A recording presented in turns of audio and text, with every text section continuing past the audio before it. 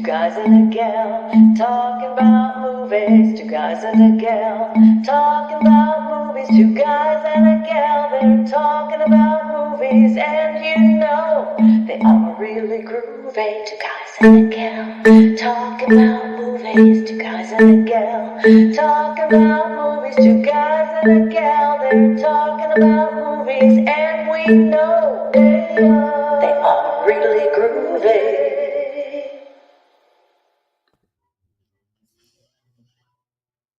We are very, very groovy, and we are here to talk about the icon, the legend, Humphrey Bogart, the one and the only. He, of course, is an iconic figure in American cinema. His career spanned from the early 1930s, can you believe that? All the way in the 1930s to the mid 60s. Such a long, beautiful, stellar career. He became synonymous with tough guy roles in classic films. When you think classic films, you definitely think Bogey. He's known for a distinctive voice, which I'm sure we're going to get a lot of his voice from Manny and Rory today. And he starred in timeless classics like Casablanca, The Maltese Falcon, Key Largo. He actually started from theater first, and he ends up winning the Academy Award for Best Actor for his role in The African Queen. So his role in his place in film history, of course, has been solidified. So now to dissect and rank and talk about all of their favorite Bogey films, let's welcome to the stage Manny Zamora and Rory Penn. Oh, they each are wearing some hats. Well, that's interesting. I can't tell the difference between Bogey and you guys. Yeah, that's right, sweetheart. We're in our hats. Actually, I Because only There you lived to go. the mid-50s, sweetheart. Sorry. There's going to be a lot of sweetheart. that's right. Because manly men All the wear social hats. media joints in all the towns, you had to come into ours. Yep. Play it again, Renee. Play it again. And so we're going to go into these films. Let's get right into it, okay? And we do have a couple clips here as well to delight hell. the audiences, of course, as given by Manny Zamora. So, okay, who wants to start with Bogey? How do you even start with Bogey? Where do you start with Bogey? Yep. Manny should go Rory? first because I don't have my list in front of me. As a matter of fact, Renee's probably going to have to feed it to me. I'll feed it to you, no problem. All right. Well, Humphrey Bogart, like Renee said, just a legend, absolute legend. And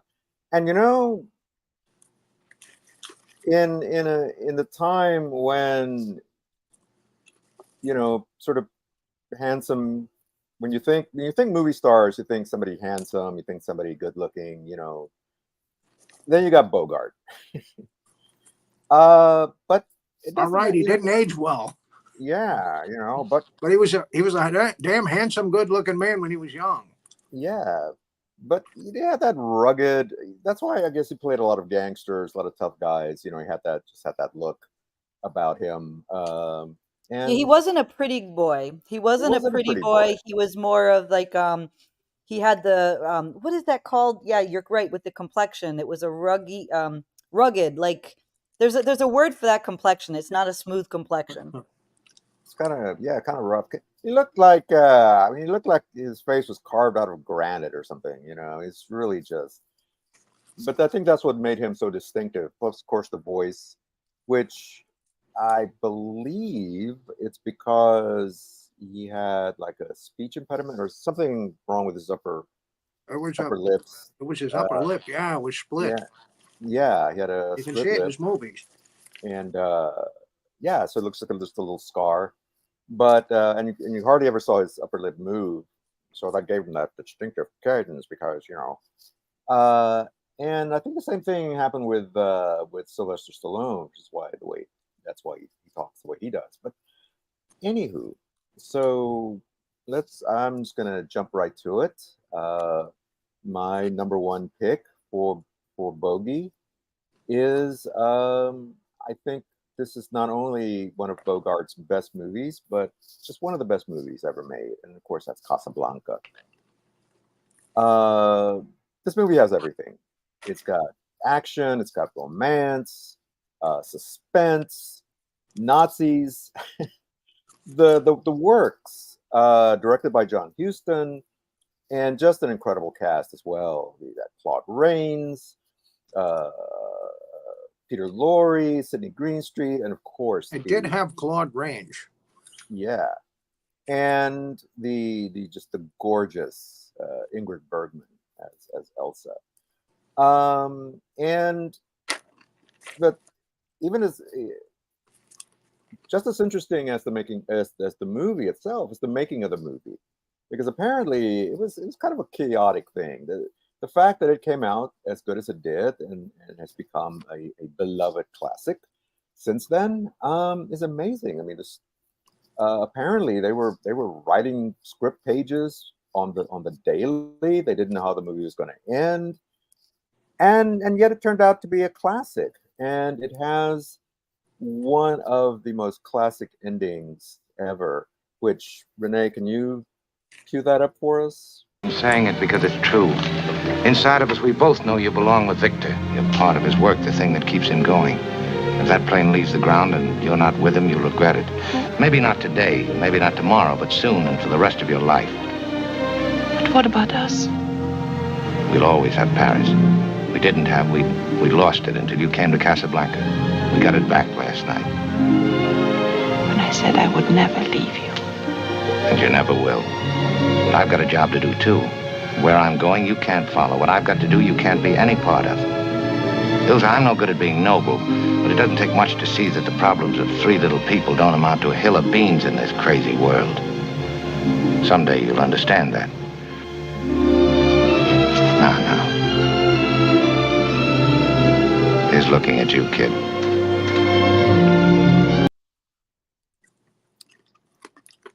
Well, Now get on that plane because baby's waiting for me in the cafe. that's It was right. easy to let her get on that plane. I had baby waiting. Yeah. But no, it's just one of those scenes that, I mean, and Bogart, I don't think it's somebody that you would expect to be a romantic lead, and yet there he is. And it's a great scene, and of course, one of the classic lines, "Here's looking at you, kid," and the whole, the problem of two little people don't mount to a hill of beans, and all that stuff. And it's a great speech and a great way to end it. Like I said, they wrote it like the night before. So Now, if you really want to say to yourself, what the hell is she doing with him? Watch the flashback scene where they're in Paris. yeah, He looks totally out of place. yeah, but still, his performance as Rick, the owner of the Café American in Casablanca, it's just incredible. I mean, it's really very dynamic. His interactions with Claude Rains as the somewhat corrupt, well, not even somewhat, the totally corrupt police commandant there in Casablanca. It's just terrific, It's and just the beginning of a beautiful friendship. and that great closing line as well. So all right, so that's my number one pick. All right. I understand why you put that as your number one. That's farther down my list, but it's on my top 5. I didn't think I was going to put this one as number 1, but I watched it and I was like, you know what?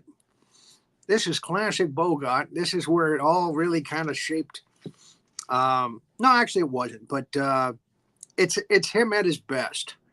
And that's the Maltese Falcon. Playing Sam Spade. He's very playful in that movie. He actually does kind of borderline comedy with his character, how he, manipulates everybody, and how he shows that he's not going to let anybody get the better of him, and I mean nobody. Yeah.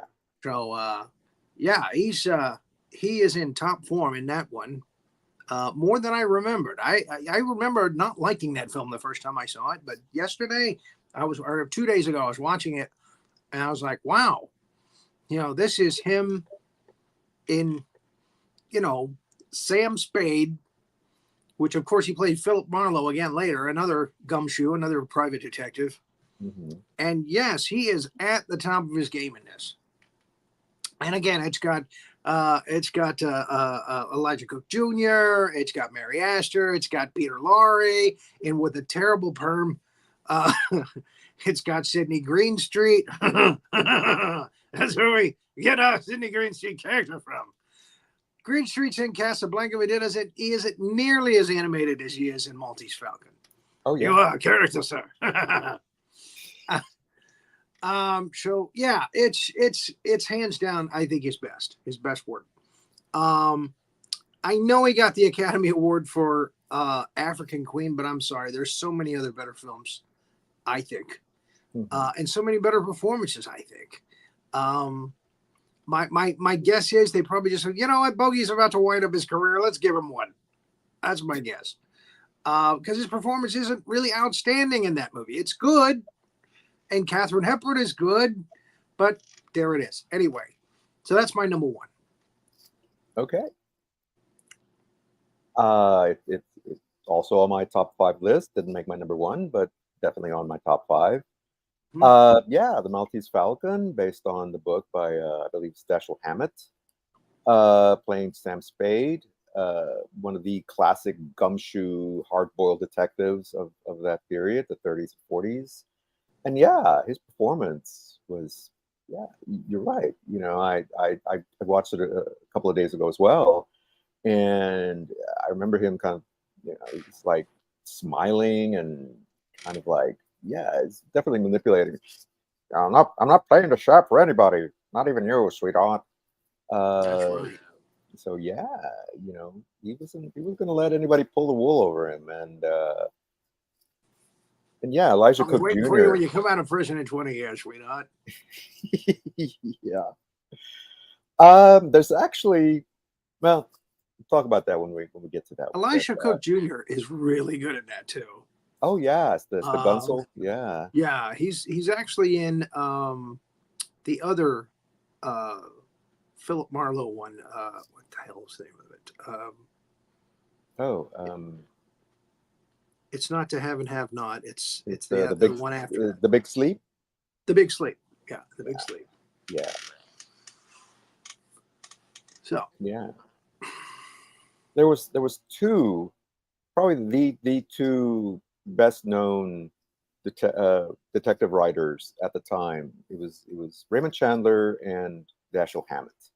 Chandler had a more literary style. Hammett was just like punchy. And then in the 50s, Mickey Spillane came along and really kind of just upped the game with even more hard-boiled stories with Mike Hammer, but which had, you know, several different versions of that. But anyway, yeah, good choice for number 1. So, all right, well, my number 2 pick, which that's why I'm wearing this hat in honor of, besides Bogey, is The Treasure of Sierra Madre, which plays Fred C. Hobbs. And nobody puts one over on Fred C. Hobbs, see? Yeah, we're going to find that gold and we're going to... Another John Huston movie. Bogart worked a lot with John Huston as a director. In fact, Huston makes a little kind of Hitchcock cameo in the movie. Actually has several scenes in the movie early on as a guy that Bogart's character, Fred C. Dobbs, keeps hitting up for money. And another great cast.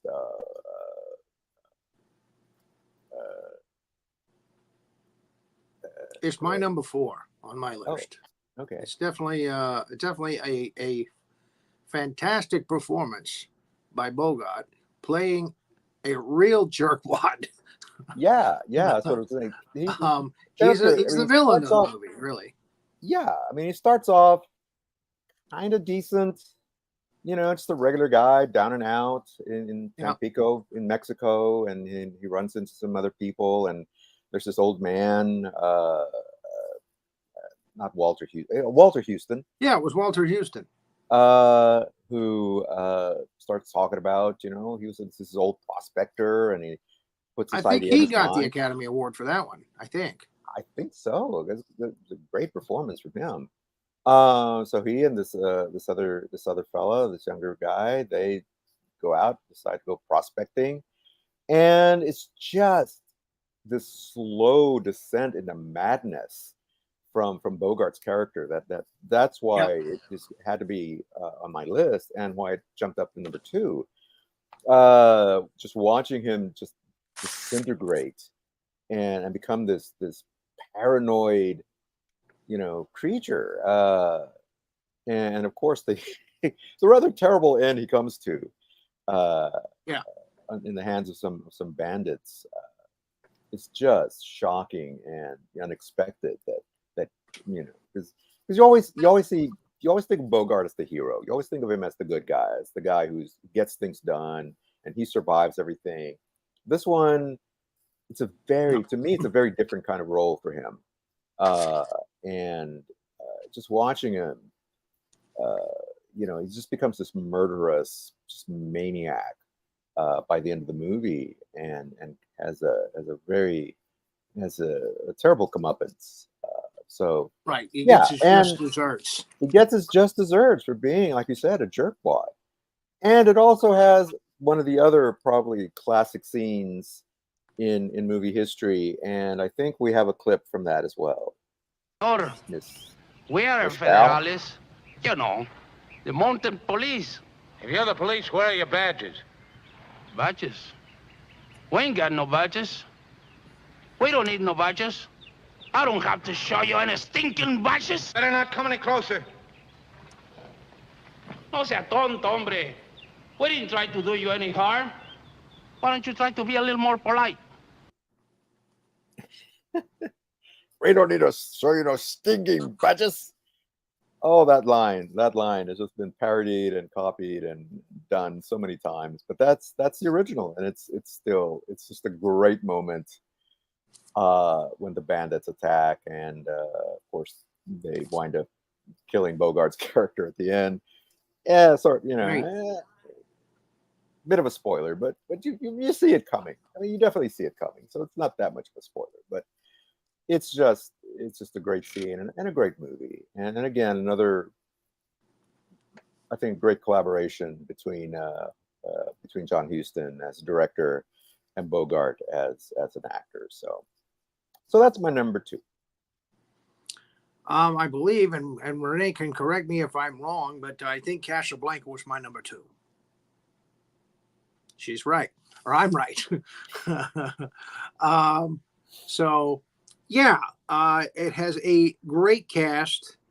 It has a love story. It has action adventure. It has Nazis as the villains. And it's a wonderful movie. Everybody pretty much agrees it's a wonderful, entertaining film. And so sad at the end that Humphrey Bogart doesn't get the girl, but he gets Claude Rains. Which, hey, Consolation prize. consolation prize. Yeah, and I always wondered the way Hollywood works. I'm honestly surprised that nobody's remade. Well, there's nobody remade it as a movie. They did as a TV movie with David. But they Soul. did. Yeah, I was going to say they did it as a TV movie, and right, David Soul. It was. Everybody was like, pretty sure it was a pilot. why? It was a pilot for what I guess would have been a TV show, but thankfully it didn't. Yeah, and David Soul of all people. I always thought that if anybody was going to remake it, the only person to me that could ever possibly play Rick in a movie would be Harrison Ford, and with Spielberg directing, that's the only way that this would have worked. Back in the day. So, but anyway, the movie stands alone. And again, another John Huston movie. And yeah,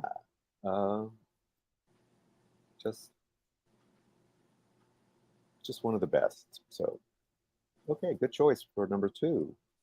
So my number three, and I know you already expressed your opinion on it, but my number three is The African Queen.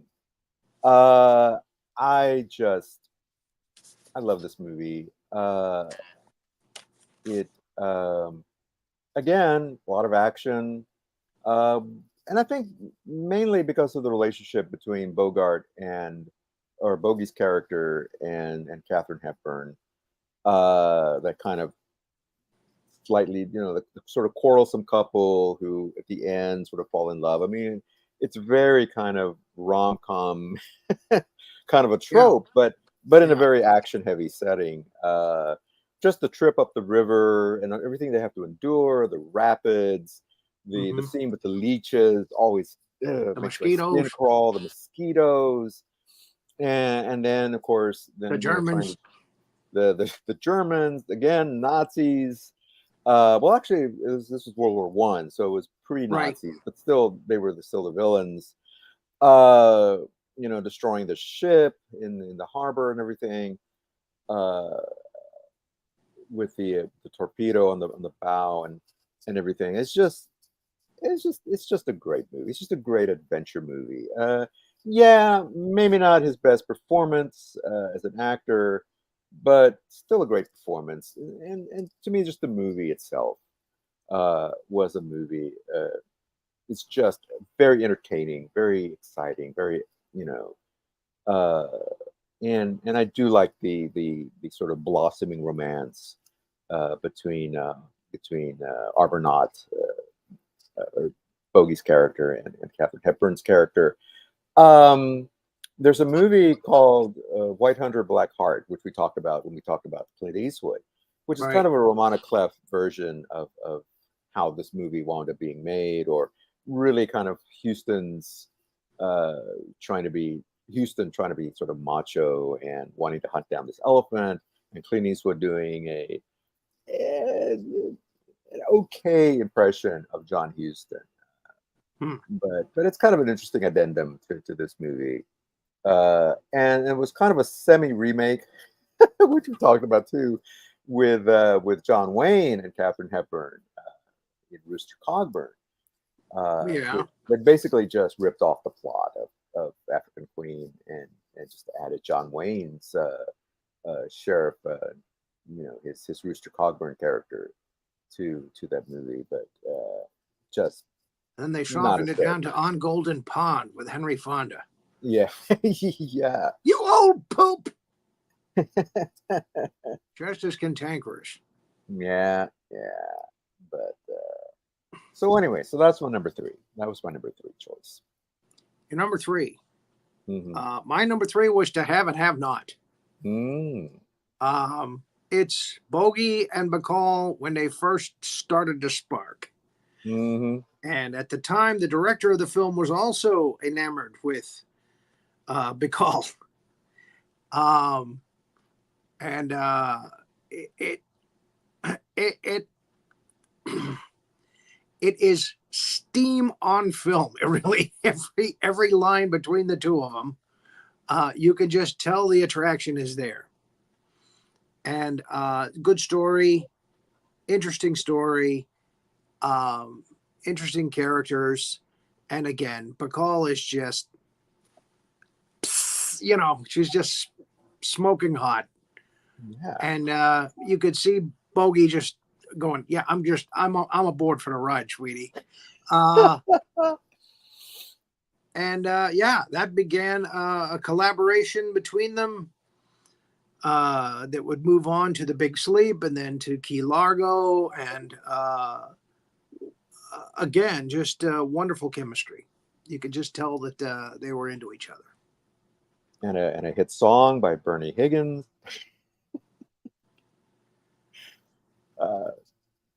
To Have and Have Not is the one with Hoagie Carmichael. Am I right? Yes, I believe so. Yes, and it also had Walter Brennan as Walter his Brennan. Yeah. as his boat sidekick, who's kind of a rummy. Hmm. You ever still my deadbeat? And again, at the time, Bacall was like 22 years old, Hmm. and she had something. She had something that everybody wanted. Yeah. I think a lot of it is that smoky voice. Yeah. I was gonna play the famous whistle clip Oh, please do. of them together. Oh yeah, Please do. yeah. You know you don't have to act with me, Steve. You don't have to say anything and you don't have to do anything. Not a thing. Oh, maybe just whistle. You know how to whistle, don't you, Steve? You just put your lips together and blow.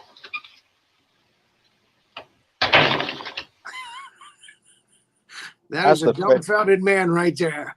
That's the face of a man in love, or something. Yeah. Woo. The reaction is the best part of the clip. Yeah. Put your Watching lips his jaw together hit and the blow. floor.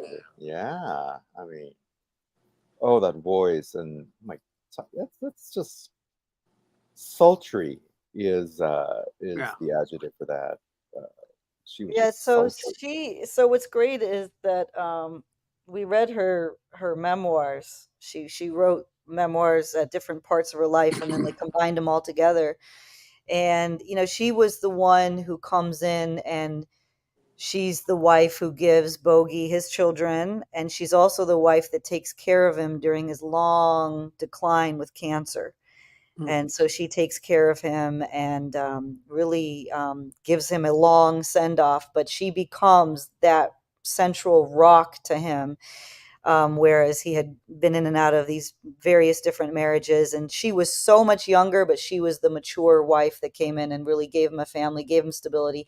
And, because his previous wife, who he was still with when they met, she was an alcoholic in and out of rehab, extremely dramatic and abusive. And so Lauren Bacall is this young, I think she was even younger than 22 in that. I think she might have been like a teenager still. I She I was don't a know. teenager, yeah. Yeah, like 19, I think. But she was just so They say she mature. was 22 in the film. Right. But she was Again, very, in very Key Largo, they mature. say she's Yeah. 25, I think. Right. But Yeah. you may be right. She might have been 19. I think she might have been like 19 and she was there, and they started they started a beautiful affair, but at the same time very good. They respected each other's careers. Of course, he was counseling her on acting, but he never overstepped. It's interesting, the age difference between them, and he was such a big star and she was this neophyte. You would think that he would have been calling all the shots with her career, but actually he wasn't. He was kind of more of a lead from behind or supportive role when she needed help, but she was making all of her career decisions. And then she becomes a mother. But fascinating, her life. Just imagine that, being like a teenager and then you're there with Bogey. And the interesting thing is when she was growing up, she would always tell her friends, gosh, why do people think Humphrey Bogart is sexy? He's so lame and boring. And she wasn't at all attracted to him, but she said that the Bogey off of the screen was very immature and blithe and funny and witty and had an edge to him. She said that they were two different people. So she still never was attracted to the characters that he played, but she was attracted to him as a man. So I think that's funny. Yeah. There he is, looking right at you. Here's looking at you, kid. Here he is. Yeah. And I agree with her. Like if you're a teenage girl, he's like the least attractive thing ever. He plays characters for older people, I think. And he does play a more flat, although you're right, Manny in Sierra Madre, yeah, he got a chance to be a little more, I think, entertaining with his paranoia and his meltdown. He's kind of like a Breaking Bad. He was like the initial Walter White kind of. Yeah. We haven't talked about that yet, but we will. It's coming up. Which one? You'll see what I mean when we Oh, okay. All right. Continue, gentlemen. He's definitely waiting to cut loose with a good character, that's for sure. All right. So that was your number. That was my number 3? 3, yes. Mm-hmm. No, that was my number 3. It's your number 3 now. Oh, no. It's your number 4 now. My number 4. Okay. Well, my number 4 is oh shit, I forgot. Help me out, Renee. Oh boy, I have Rory's list, and now I'll get yours. I'll get it. Don't worry. I just rewrote my list. I know yours got rewritten. Hold on, I've got it. Oh, Okay, no, no. I don't know. It's the Maltese Falcon. The Maltese Falcon. no. Your It's not? number 3 is the African Queen. No, Which we did. my number we're 4. on his number 4 Okay, so now. your number 4 is Maltese, right? Number Maltese 4. Falcon. Thank you. Yeah. Yeah. Okay, Sorry. that's right. That's Sorry. right. I just remembered. Yeah, Maltese Falcon. That's right. Which we talked about. Rory's number 1. Yeah, one of the best film noir detective hard-boiled movies probably ever made. Bogart plays Sam Spade, whose partner is murdered right off the bat. And That's the thing that I really love about the movie is that he's partnered with another guy who comes in, interesting character, immediately gets knocked off, and it's like, okay, take his name off the windows and the doors, put my name on there. Yeah, It's like, okay, there we go. It doesn't even Life like moves the on. next day. It's like, okay, put Samuel Spade on the window and get rid of his desk. It's like, holy shit. And apparently he was banging his wife also, and all this. So yeah, not the most noble of characters, but very shrewd. Very like he says, he's not playing the sap for anybody. And in The Big Sleep, it must be noted too that, as Renee has pointed out, he's not the most attractive guy in Hollywood. But all the women in that film are giving them their numbers. He goes into a bookstore, and that afternoon, how that afternoon was spent, that rainy afternoon when she pulls the blinds down and closes the bookstore. I mean, all the girls go for him in that, including the 2 girls from the family that he's working for. Ooh, you're cute. yeah, I remember the old Daffy Duck cartoon where he was supposed to be Bogey, and there was a girl duck that was playing that character, actually playing both characters, Bacall and the sister, together, and kept kissing him on the bill, and you're cute. So what are people picking up on with him? Because like Lauren is saying that she's saying, off of the screen that he was so witty and funny and edgy and exciting and electric and had all this energy and all that. But like he was famous, but he was booked on all of these things to begin with, and he was very successful with women and with his career. What is it that people are picking up on that He is more playful in that one? He is. It's just that the movie itself and the script itself, where it's not as good as the Maltese Falcon. But he does do some funny things in that film. He dresses up as a character where he puts his hat up, and he's got these little glasses, and he's playing this comical character. And that's just not what you expect from Bogey. He's Mr. Tough Guy. Mm-hmm. So that's interesting. And then he goes right across the street to the bookstore across the street and comes on to the girl there, and she takes him in, and there it is. Yeah. Well, the other thing, interestingly enough, Maltese Falcon. But the Maltese Falcon flows better, the story. Yeah. Oh yeah. All the twists and turns and Mary Astor, she's such a great performance as Bridget O'Shaughnessy. Yeah. How she's constantly changing. First she plays the damsel, oh please help me, and then you see her a little bit more like, oh, and Bogart or Sam Spade, he catches on. I mean, he kind of clocks her right at the beginning, like, oh yeah, this chick's trouble. and whether or not, you're not really sure if he did fall in love with her or what the deal is. Is he really going to wait for her 20 years? He hands her over to the cops and all that stuff for something that she does at the beginning of the movie. And yeah, you mentioned Sydney Greenstreet. Yeah, much more animated, much more of a character than he did in Casablanca. You know, He's laughing a lot in that movie. exactly. Yeah, yeah. You're a character, sir. You're a character, sir. Yeah, exactly. He Yeah, says that like 6 times in the film. yeah, and you can tell that he really does have this grudging admiration for Spade, and I think he really did want him to be kind of partner up with him, but despite everything, you know, Spade he has some integrity, he has some, uh, you know, so yeah. I was going to mention there's actually a sequel to the movie with George Segal playing, I think, the son of Sam Spade, called The Black Bird, which is really just a comedy, Yes. and kind of almost a parody of Maltese Falcon.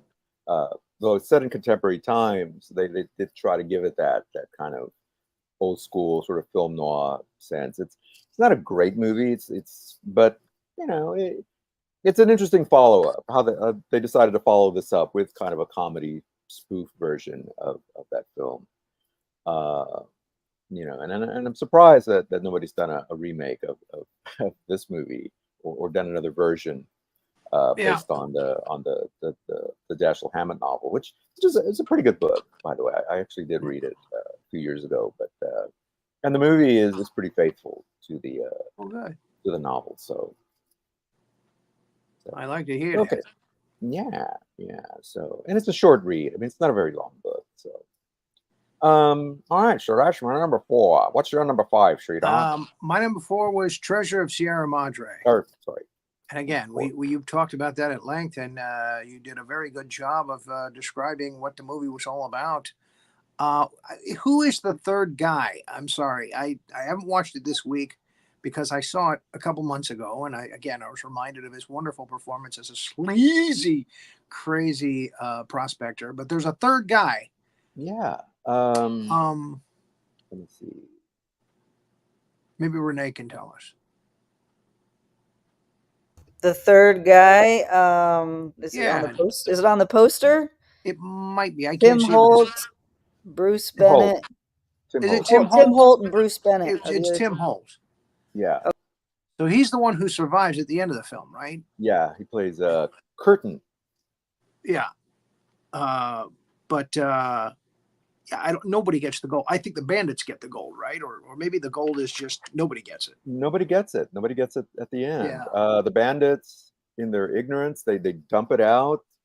They think it's just sand or something.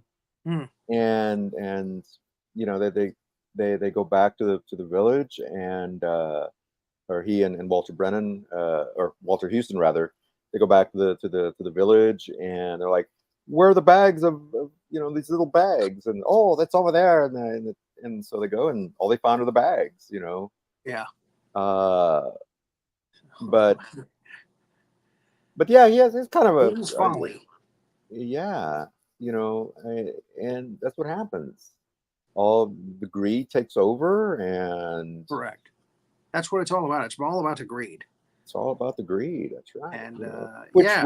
Which Houston's character warned them about at the very beginning of the story. He tells them, "Oh yeah, you know, after a while." I mean, he almost lays out the plot of the movie when he's talking to them. You know, yeah, you know, you partner up with a guy, and then one guy starts getting a little too greedy, and blah blah. And sure enough, that's what happens. And I mean, great foreshadowing. It's just a really well told story. So. All right. So what's your number 5? Well, my number 5 is the Cane Mutiny. Yeah, same see? here. Yeah, Number 5 is Cane Mutiny. Yeah. The strawberry. You know, the strawberries. See, I knew that somebody had an extra key. That somebody made a duplicate key of that, and that's how they were.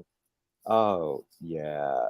Again, another, just a different take, or different performance from Bogart, Right.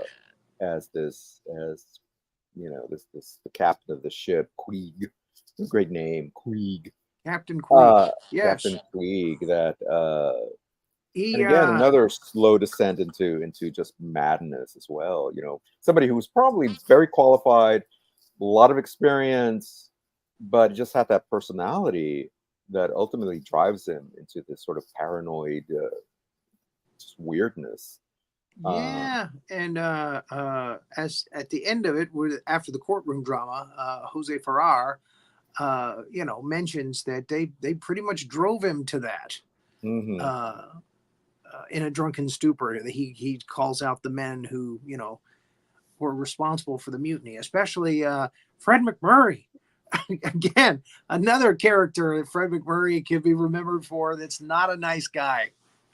Not Yeah, a nice character. We were talking yeah, about The Apartment last week, yeah. and yeah, Fred McMurray at that point was playing a lot of not nice characters. Yeah, it's interesting. Yeah, he seems like kind of cool, kind of a nice. He's kind of cynical, and he's this writer, and Yeah, he always has these witticisms and critiques and everything. But then at the end, when it comes down to it, he's got a motive. man, he find out that he had this motive all along, and just stabs everybody in the back, uh, especially Van Johnson's character, Mm. uh, who is kind of he's the voice of reason. He's genuinely just a stand-up guy who gets sucked into this mutiny by Fred McMurray, who starts planting these seeds of doubt in his mind, and the young ensign as well.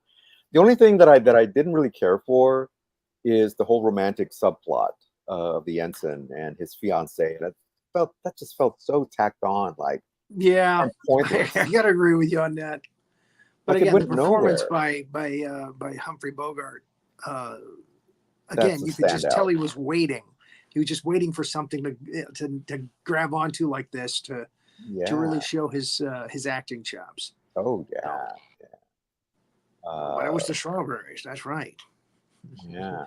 I'm gonna do a video on TikTok soon in my outfit that I've created for African Queen. But he's going to be telling Catherine Hepburn's characters that he brought some strawberries along. Oh, that'd be great.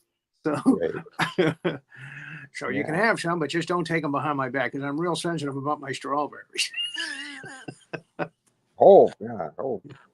Oh, and gotta mention, uh, for anyone who hasn't seen this movie, there's a couple of other actors that Mm-hmm. would go on to have a long and storied career of I their know who you're own. going to mention. Lee Marvin and Claude And Akins Claude Akins, yeah.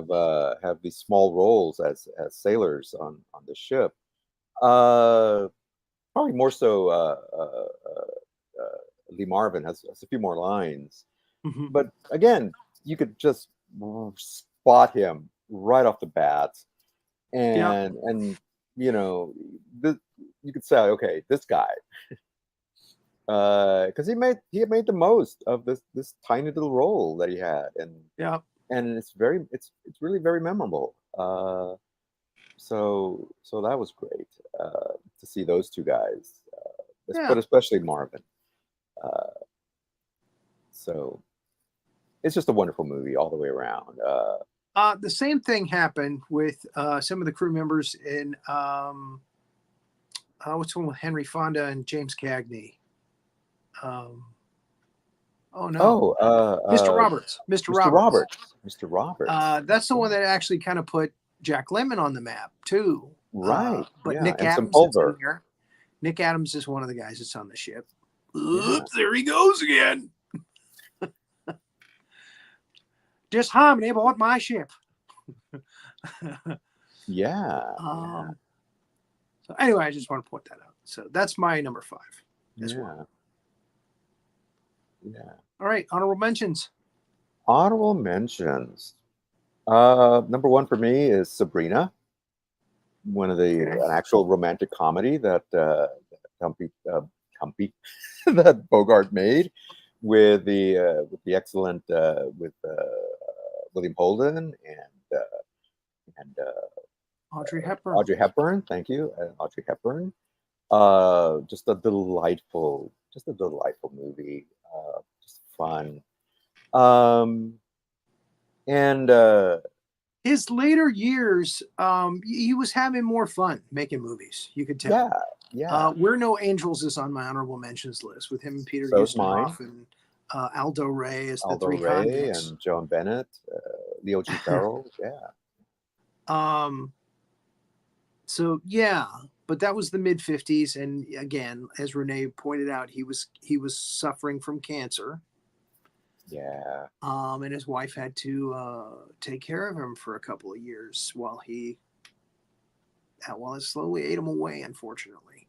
Yeah. I can't get out of here without saying that the other two pictures of him, The Big Sleep and Key Largo with Bacall. I'll be honest with you, Key Largo is better than The Big Sleep, but it's more really Edward G. Robinson's movie, in my opinion. Key Largo? Yeah. Yeah. That's on my list That was too. probably the best thing, in my opinion, that Edward G. Robinson ever did. Yeah, see? Playing Rocco. Yeah. Yeah. I'll give up my gun, see? I'm unarmed, yeah. So yeah, Key Largo and both To Have and To Have Not, which I think that's a double feature right there. If anybody wants to, they should see To Have and To Have Not and Key Largo. Twice the Bacall, twice the Bogey. Indeed. And Edward G. Robinson to boot. And you get Edward G. Robinson and Key Largo. Yeah. And Lionel Barrymore. Oh yeah. You also get Lionel Barrymore. Yes. Every time I hear about Lionel Barrymore, though, I think of Simon Bar Sinister in Underdog, because that's somebody, I don't know who it is, but somebody doing Lionel Barrymore. Paul Frees Simon or one of those classic ones. Yeah. Hey, boss, it's Underdog. Yeah. There's no need to fear. Oh, Wally Cox. That's just Wally Cox. Yeah. Well, I got to mention one more movie that's on my honorable mentions list, and that is Battle Circus. And this is probably not one of his most, or not. I was going to say not one of his well-known movies, but what's interesting about this movie, it's almost, it is. It's a precursor to MASH. It takes place in Korea. Yeah. Bogart plays an army surgeon at a MASH unit. Okay. And it's much more dramatic. It's a much more serious version of MASH, but I just had to include it. And in fact, I watched it recently, and it was like, yeah, this is MASH, but without the comedy, and without the bloodshed. But definitely worth a watch. Not one of his best movies. Not really a great movie altogether. But if you're a fan of MASH and you want to see a little more serious version with Bogart as a surgeon, and there's a romance as well, I recommend Battle Circus. Okay. If you can find it on streaming. I cannot get through this without mentioning The Petrified Forest. Yeah. Which is this was Bogey setting up his gangster image. Mm-hmm. He plays the character that ends up at the diner, and now this was a vehicle for Leslie Howard, who people saw a couple years later in Gone with the Wind. He's a British actor, right? And Betty Davis is also in it as a young waitress in this diner in the middle of the desert where these gangsters, show up. And it's really Key Largo all over again. Or actually, this was before Key Largo, so the Key Largo actually kind of stole the plot from this. Again, a bunch of gangsters come during a bad time, and they're trying to hold up, and then they're gonna escape. They're gonna get away and go to Mexico, I think. And I actually hated Leslie Howard's character in that film, and I was waiting for them to shoot him. Please, Bogey, shoot him. I I don't know why. He just was irritating to me. I don't know why. And there's another guy that's after Betty Davis. He's a young kid. Well, he's not young, but he's like college age football kind of jock kind of character. And they're trying to paint him as being, somebody you don't like. And for me, it was the other way around. I was like, go with the jock. Kill the British guy that's just annoying. But Petrified Force is an interesting movie. And again, Bogey, up to that point, he hadn't really played a gangster, I don't think. And that one was like the first. That one was where he set the template for what he was going to do for the next 10 years, opposite Edward G. Robinson and Jimmy Cagney. And there's the Roaring Twenties. And there's other movies where they were together and doing the gangster shtick. And again, they're all basically doing George Raft. Oh, yeah. So let's give credit where credit is due. He was the first real one, and there it is. So, those are my honorable mentions. There's one dishonorable mention, if you can stomach it. There is a movie called Swing Your Partner, which is a Western, and it's a musical, and Bogey's in it. Does he sing? Yes. Oh, it's called Swing Your Partner. Oh, I got to see this. Swing Your Partner. I got to see this. Oh, and I forgot the Oklahoma Kid, which was really more Jimmy Cagney than it is Bogey, but should be watched. It's got a lot of appeal. Yeah. Well, you mentioned Betty Davis. Bogart did another movie with her called Dark Victory. So that's more her vehicle, right? Actually, his first starring role was in one of her movies. It's The Marked Woman. The Marked Woman. That was his first starring role where he actually got, credit on the poster. And again, it was Betty Davis's movie, and he actually plays a district attorney in that, which is interesting. Because you don't see district attorney when you think Bogey, but there it is. And again, it was his first starring vehicle, and it should be mentioned. All right. Cool. Right. Well, Swing Your Partner. Now Swing Your Partner. You had me at musical and bad cinema at its finest. Bad cinema. You can just look at Bogey's face and he's like, "What am I doing here? For crying out loud! What the hell am I doing in this? How did I wind up here?" Yeah. I can imagine that. Miss Renee, any final thoughts on Humphrey Bogart? I think we did a great job. I just wish I could do his voice and his accent. I can't do it. I want to hear you try. I want to hear you do it. Oh, thank you, sweetheart. Here's looking at you, kid. I mean, I can't really do Perfect. it. I don't think I can. Perfect. You guys taught me that the sweetheart has to be with an SH, like sweeheart. Yeah, sweetheart. Yeah, it's kind of a Sean Connery thing. Right? Yeah. That's right. Yeah, Yeah. That's wonderful. Who's our target next week? Next week. Well, next week is October. Oh, yes, that's right. It is going to be we're going to have a themed program for the rest of the month since it's leading up to Halloween. Next week we're going to discuss our favorite werewolf movies. All about the werewolves and wolfmen and wolf women and creatures of the night. Well, there it is. Hairy creatures. Hairy creatures. That's right. That was my porn name, by the way. Anyway. So what do we have for the rest of the week?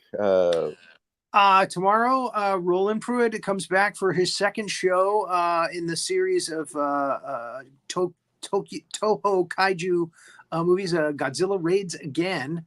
We actually have a special guest who lives in Japan, and he's a Godzilla enthusiast who's going to join. His name is George Morgan. He's a very interesting guy. And of course, we have Anastasia and Professor Walnut So it's going to be an interesting show talking about Godzilla Raids Again, his second movie, which was in black and white, but the timeline will be in full color. Nice. And Thursday, Beetlejuice. Beetlejuice. On the General Howitzer's Big Monster Briefing Room. Yeah, Beetlejuice. It's showtime, folks. That's right. Yeah. So we'll save that for later. Since I had the coat on. So it should be a lot of fun. Yeah. All right then. Well, there you go. So join us next week for Werewolves. And whoa, Sandy D is going Sandy to do a D. special show on Thursday for Robin Henkel, the blues jazz musician from San Diego there. Awesome. So, yeah. All right. Cool. Wonderful. Yeah, he's so good. He is. All right. Well, thank you. Thanks everyone for watching this episode, and we look forward to seeing you next week. Ashley.